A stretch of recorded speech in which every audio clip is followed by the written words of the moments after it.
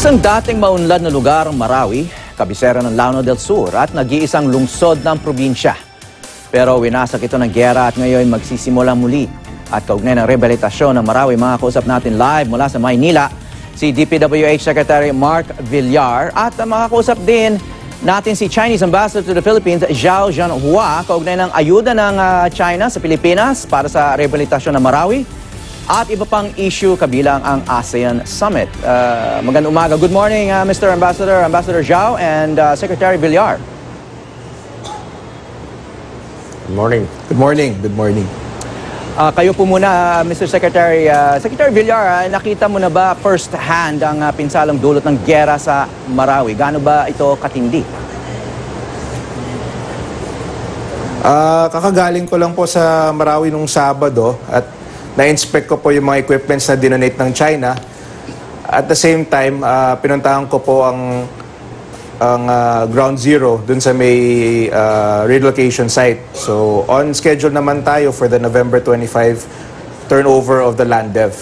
At the same time, ang ating mga post-conflict needs assessment teams ay ready na, nakapasok na sa outlying areas, and I'm sure pag may go signal na, papasok na rin sila sa main battle area. Okay, itong ground zero, no, nabanggit nyo, ano ba yung naobserbahan nyo doon? Meron ba bang mababalikan ng mga residente ng Marawi doon? Well, sa major urban center, yung lampas po ng bridge, medyo ano talaga, major yung infrastructure damage doon, and it will require rehabilitation. So, of course, at this point, wala pa kaming detalye kung magkano exactly ang magiging cost. So, we're just waiting for the time that we can enter the main battle area. Then we'll know specifically kung magkano kailangan para i-rebuild it. Pero definitely massive. Nakita ko po halos lahat ng buildings sa loob ng urban center ay halos wasak na. Tad-tad po ng mga bala at mga ammunition. Kaya major po yung damage. Okay, so hindi po repair or restoration ng pinag-uusapan natin dito. Big parts of the city will have to be flattened at talagang i-clear, and then gagawa ulit ng infrastructure at mga guzali from the ground up. Brand new buildings. Yes, the DPWH is tasked with repairing the government buildings and the government roads. And I think in many cases, hindi na pwede yung rehabilitation, kailangan reconstruction. But definitely, we have a master plan that we will be following. And when we rebuild Marawi, we will do our best to rebuild it even better than what it was previously. Gusto sana natin magiging simbolo ng resiliency ang Marawi. And definitely, in honor of those who sacrificed sa Marawi, we'll do our best to rebuild it into a beautiful city again. Okay, sir, sabi nyo, you want to build it better, no?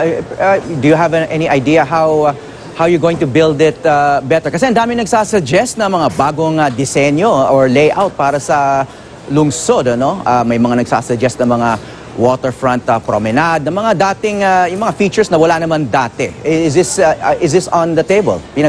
Kino-consider nyo ba yung mga ganong ideas? Yes. Oh, definitely, kino-consider po namin. At napakaganda ng location ng Marawi. Nasa tabi po siya ng lake. And you can see it's the location is very beautiful. Kaya sa tingin ko, pwede natin gawin tourist destination ng Marawi. And at the same time, meron na po tayong conceptual master plan for Marawi, which of course will be working with the local government to make sure that at least it's implemented at the soonest possible time. So, sa tingin ko, given the master plan, we'll be able to rebuild Marawi even better and much more, and with at least take into consideration yung mga urban planning designs. Okay, sir, galing din ako sa Marawi last week. Yung usap-usapan dun sa evacuation center, baka hindi raw sila makabalik, no? Yung ibang evacuee dahil gagawin daw military reservation o open space na lang yung malaking bahagi ng lungsod na nasira nga ng gera. Is there any truth to this na maaring ibukod na lang yung malaking bahagi ng Marawi na hindi na lang titirhan o hindi na babalikan ng ibang residente? Well, hindi naman. Our objective is makabalik lahat po ng residents ng Marawi. But of course, what we want to improve the design of Marawi, and but this will be done with coordination of the local government. So everything will be done with coordination, and of course with the well-being of the Marawi residents.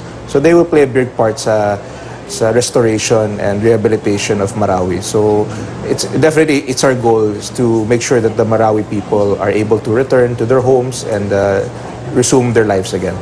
Okay, supposedly one big problem facing people who are going to be helping in the rehabilitation is either the lack of land titles on a lot of the properties in Marawi o sinanglana yung ibang titulo, no?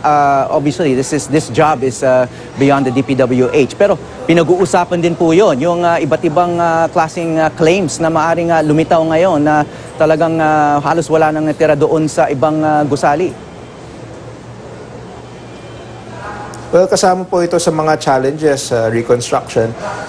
Pero kami naman, nakikipag-coordinate kami sa lahat ng stakeholders at nakikipag-usap kami. So far, maganda naman yung usapan namin, and tuloy-tuloy naman ang reconstruction efforts. I think lahat naman kami nagkakaisa para sa reconstruction of Marawi. So, of course, the titling is also an issue with us. But so far, the unity of the people has allowed us to move at a fast pace with regards to the rehabilitation. Okay, Mr. Secretary, sa taya ng Department of National Defense, aabot daw sa 150 billion pesos umano ang pondong kailangan para sa rehabilitasyon ng Marawi. Saan, palagay nyo, saan pwedeng kunin itong pondong ganito? Well, at this point, it's hard to give an exact figure on our part what the final figure will be, because hindi pa kami nakakapasok sa main battle area. But we are ready. We've discussed with the DBM, and we're ready to allocate massive resources sa rehabilitation of Marawi. Okay, sir, pag-usapan naman natin itong tulong ng China, to no? those who sacrificed. Yes. Pag-usapan muna natin yung itong tulong ng China ng mga construction equipment. Ano-ano mga kagamitan nito exactly, at paano ito makakatulong sa rehabilitasyon ng Marawi? Ito ba'y sa atin na o hiram lamang? At brand new ba yung mga equipment na ibibigay o papahiramin sa atin? Yung mga construction equipments na binigay ng China po ay brand new construction equipment, 47 pieces of various equipment that are worth 155 million pesos. Ito po ay isang act of friendship ng Chinese government with no strings attached. And that's why malaki po ang pasasalamat ko sa gobyerno ng China sa kanilang tulong, dahil napakalaking bagay sa reconstruction efforts ng DPWH at ng DND at ng buong Bangon Marawi.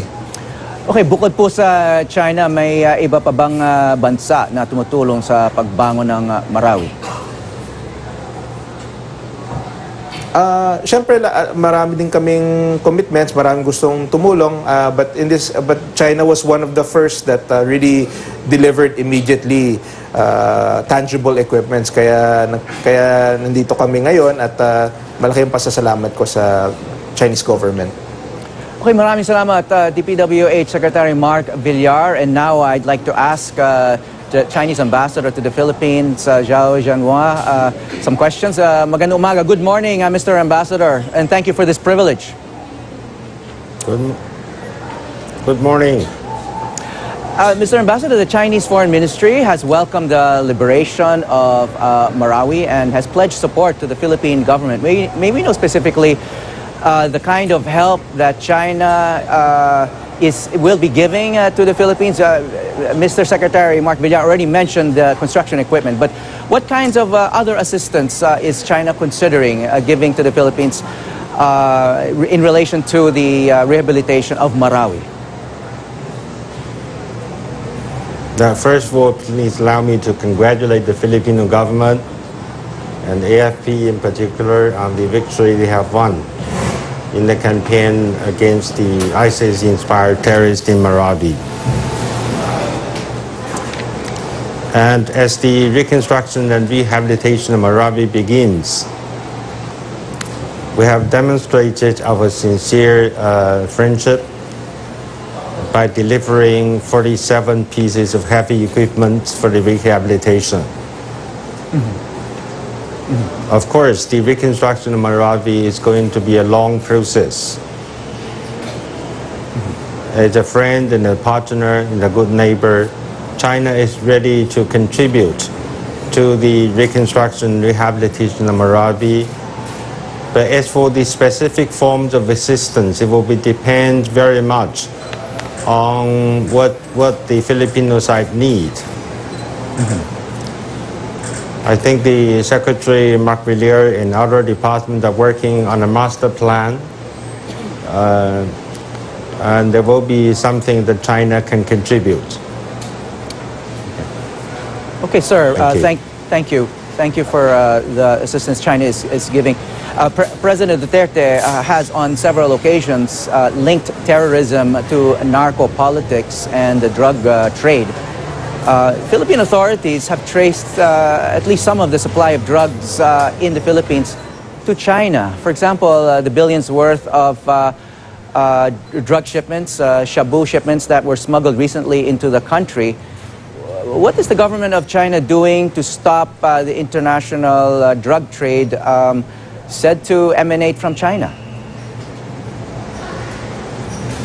Well, China is doing everything it can to combat and eradicate illegal drugs. I think at the very beginning of the Duterte presidency, that China has made it clear that we would like to work with the Filipino side to fight the illegal drugs together. Actually, the relevant departments of the two countries have already signed an MOU on strengthening our cooperation in combating illegal drugs. And in the meantime, we have already provided equipment, assistance to the Drug Enforcement Agency, to the National Police of the Philippines in their fight against the illegal drugs.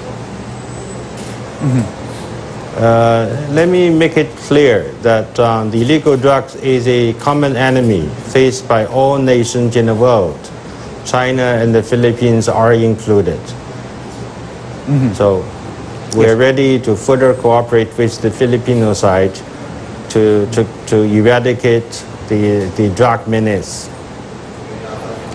Sir, would you know of any recent cases of drug shipments that were intended for the Philippines but were intercepted in China and prevented from leaving China and being shipped to the Philippines? Has there been any kind of police or Chinese state crackdown on the drug trade that was intended for the Philippines? Any specific cases recently?